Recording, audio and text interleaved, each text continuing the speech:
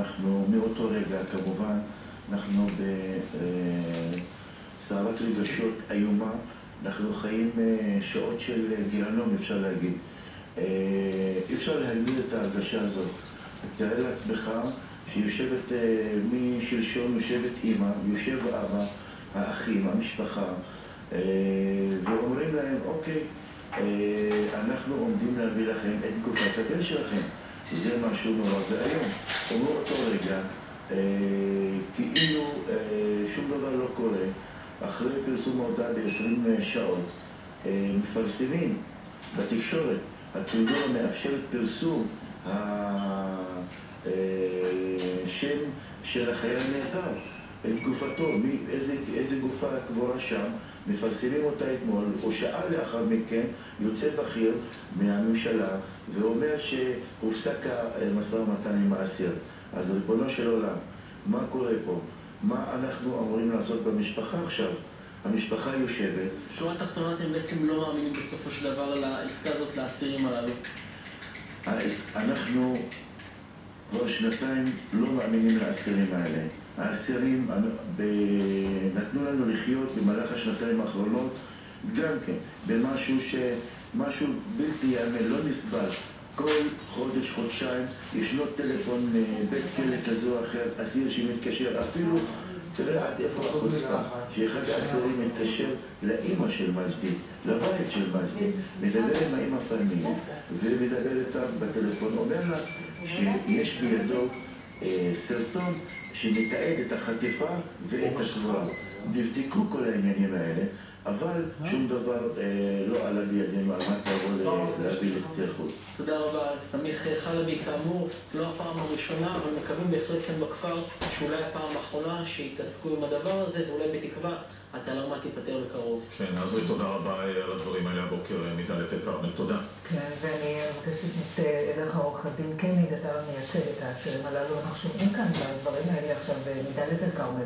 המשפחה נמצאת בסערת רגשות מאוד גדולה. דברים שנעשו מאחורי גבם, הם קיבלו את הכל במין בום כזה לפנים, וכבר אתמול, אחרי כל הסערה הזאת של ה-24 שעות האחרונות, אנחנו שומעים על מבוי סתום. אז אולי כל הדברים הללו הם מאוד בעייתיים בכלל בצורה שהם נעשים. איך אפשר להיות, האם אתה עכשיו אופטימי, אחרי שאנחנו עוברים את התהפוכות האלה? אני חייב לומר קודם כל שליבי עם המשפחה, זה דבר ראשון. דבר שני, אני אומר אין לי שום ידיעה לגבי אסיר כזה או אחר שיתקשר למשפחה, ואין שום אישור מבחינתנו על יצירת קשר עם מישהו שלא בין האסירים. לגבי השאלה שלך, אני נפגשתי במקור הזה עם אותו אסיר מספר פעמים בכלא. אני בהתחלה התרשמתי ממנו שיש בידיו משהו. ולאחר מכן הוצגה את הדרישה הראשונה, עמדנו בדרישה השנייה, גם בה עמדנו.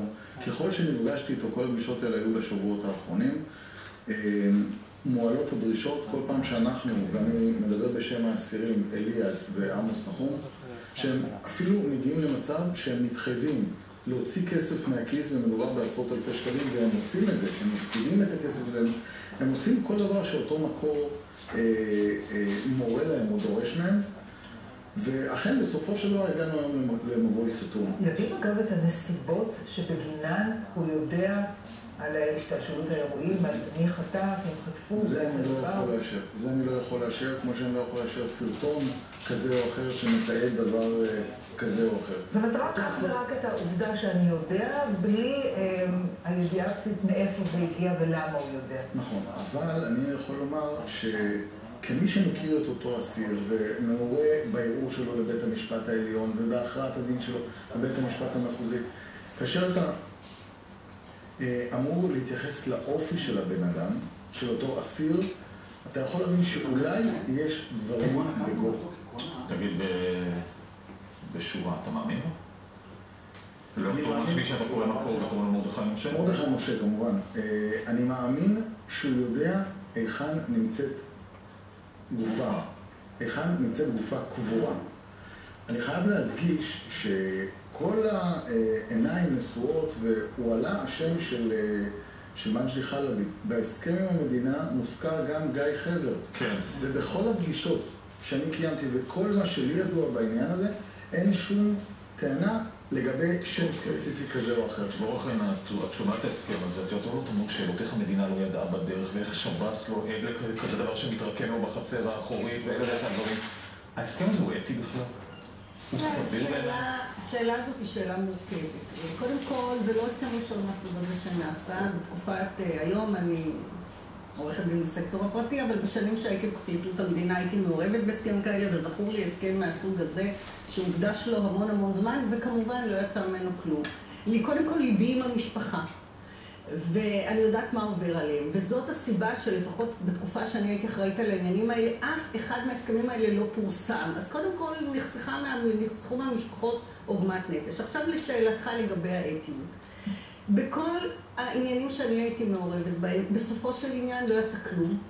די היה ברור לנו מלכתחילה שבסבירות גבוהה מאוד לא יצא כלום, אבל במדינת ישראל, אם יש דבר מאוד מאוד אופייני לנו, ואנחנו עומדים היום בערב יום הזיכרון, זה התחושה של הערבות ההדדית והעובדה שבשביל להחזיר שבויים או לגלות נהדרים, אנחנו מוכנים לעשות הכל. אבל השאלה אם זה לא מביא למצב לא אתי אחר, אני מבינה מה שאת אומרת לגבי מציאת גופות של חיילי צה"ל וערך עליון, אבל האם זה לא מביא לחוסר אתיקה במקום אחר, שבה מעודד אסירים לסחור במידע? עד איפה אנחנו מגיעים בעניין הזה? תראי, אחד הדברים שאני תמיד תוהה עליהם, אם המדינה עושה הסכם כמו שצריך, אז אותו אסיר שמנהל את כל הרומן הזה, המשא ומתן עם המדינה, בסוף לא מקבל כלום. כך אמור להיות בנוי ההסכם. זה הקושי שבו.